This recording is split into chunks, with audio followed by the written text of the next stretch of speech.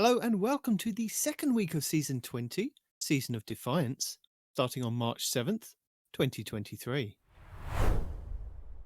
So for week 2, let's have a look at our Legacy rotation, starting with the Forsaken expansion.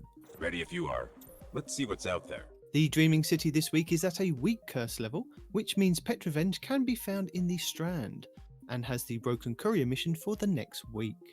The Blind Well features Scorn enemies and the Plagues, Sicarus and Veracus.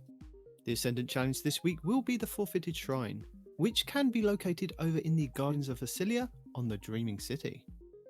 Next up, the Shadowkeep expansion.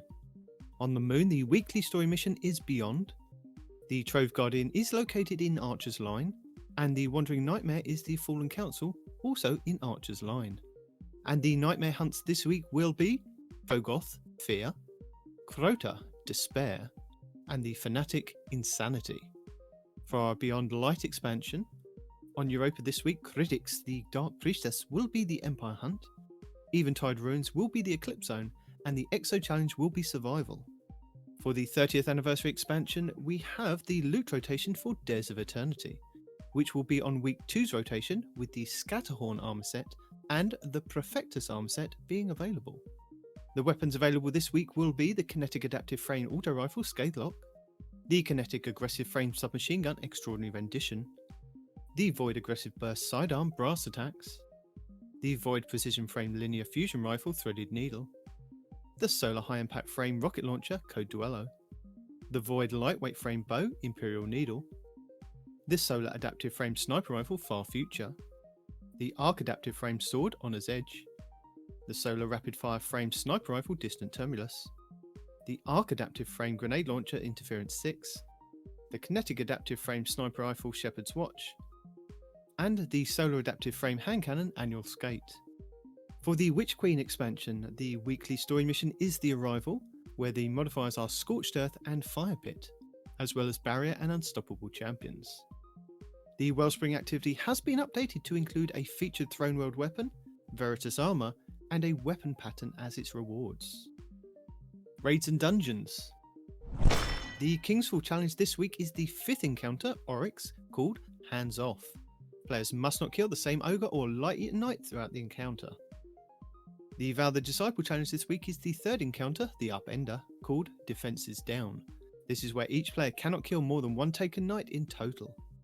The Vault of Glass challenge this week is the 1st encounter, Confluxes, called Wait For It, where every Yellow Bar Wyvern must be killed as they sacrifice themselves to the Confluxes. The Deepstone Crypt challenge this week is the 1st encounter, Crypt Security, called Red Rover. This is where all Guardians must be Operator and shoot the 2 panels on the lower levels. And the Last Wish challenge this week is the 5th encounter, Riven, called Strength of Memory, where Guardians must not shoot the same Riven Eyes twice.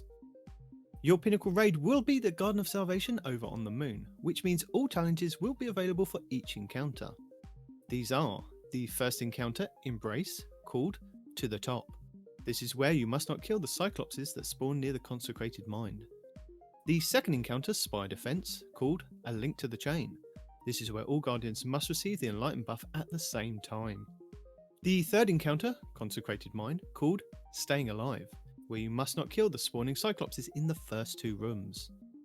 And the 4th encounter, Sanctified Mine, called 0 to 100, where you must fully fill each conflux with 30 motes within 10 seconds of initially banking the first set of motes. And the Pinnacle dungeon for this week will be the Grasp of Avarice over on the Cosmodrome. Next up, challenges. So for week 2, we have Against the Shadow. Complete week 2 of the We Stand Unbroken quest for a War Table upgrade and Challenge XP+. Favoured Liberator. Generate 30 favours in seasonal activities. All members of your fire team contribute to overall progress for a War Table upgrade and Challenge XP. Rohan's Legacy. Complete the quest, Unfinished Business. Also defeat 50 combatants throughout Neomuna with precision final blows. Bonus progress are awarded for using machine guns for Challenge XP++. The full set. In Neomuna, collect and place all 4 action figures for Challenge XP+. Cosmodrome activities. In the Cosmodrome, earn progress by completing patrols, public events, and lost sectors for Challenge XP+ and Bright Dust. Lost in Legend. complete a Lost Sector on Legend or Master. 4. Challenge XP Plus and Bright Dust. Flourish of Power. Defeat 25 Guardians in the Mayhem playlist with super abilities. 4. Challenge XP Plus and Bright Dust. Bank, Kill, Repeat. Earn points by banking moats, defeating blockers and defeating Guardians in Gambit. 4. Challenge XP Plus and Bright Dust. Hive Slayer. Defeat 200 Hive combatants in Vanguard playlists or strikes. Earn bonus progress for defeating tougher combatants. 4. Challenge XP Plus and Bright Dust. And Close Range Calibration.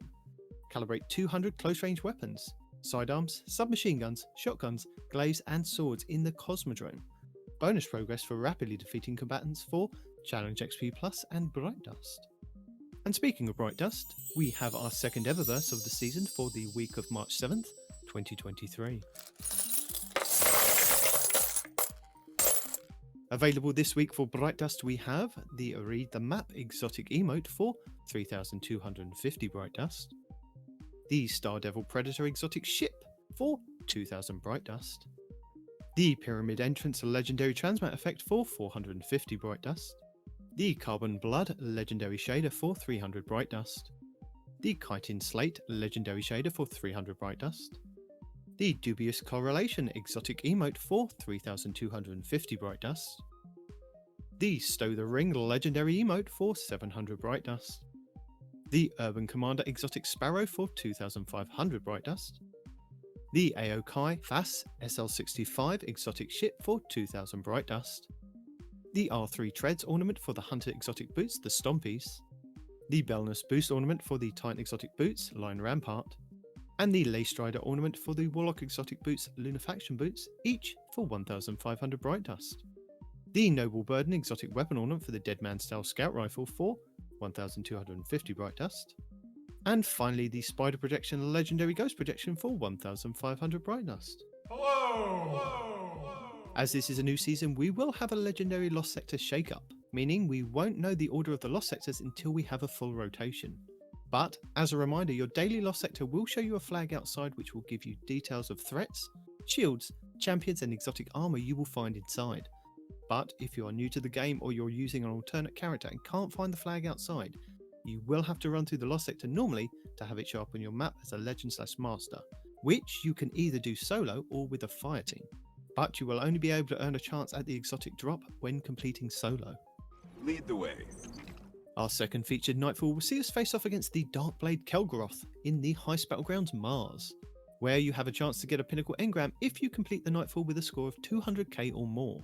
You will be able to earn high-end gear for your characters, including the Nightfall featured weapon, exotic gear, enhancement cores, enhancement prisms, and ascendant shards.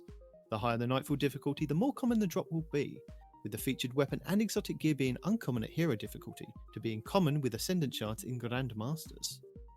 Your choice of intrinsic anti-champion artifact mods are Anti-Barrier Pulse and Anti-Barrier Sidearm, Unstoppable Scout Rifle, Overload Bow, Overload Submachine Gun and Auto Rifle, and Medieval Champion, where glaives fire projectiles that stun unstoppable champions, swords stun Overload champions on consecutive hits.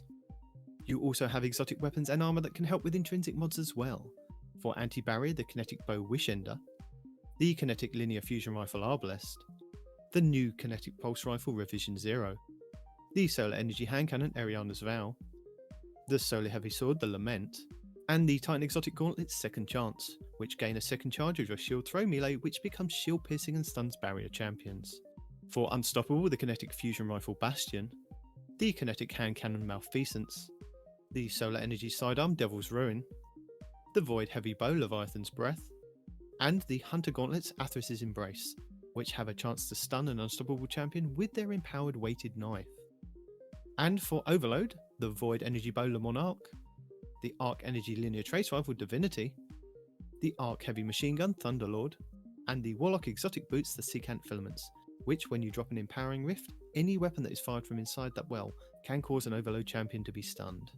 Next up, Lord Shaxx brings Mayhem to the featured Crucible playlist for this second week of the season. Delightful! Mayhem is where two teams of 6 players go head to head in a clash-type mode. Abilities and supers charge at an extremely faster rate than usual. Respawns are instant, and power ammo spawns are also much faster than usual. With a time limit of 10 minutes, the first team to get 125 eliminations is the winner. Also, as a reminder, this being the beginning of the season, Trials of Osiris is on hiatus until its return in week 4, beginning March 24th, 2023. That is amazing. Before we go, if you have enjoyed this content and found it most informative, then please hit that subscribe button and check out our show over at twotitansandahunter.com. We would be greatly appreciative.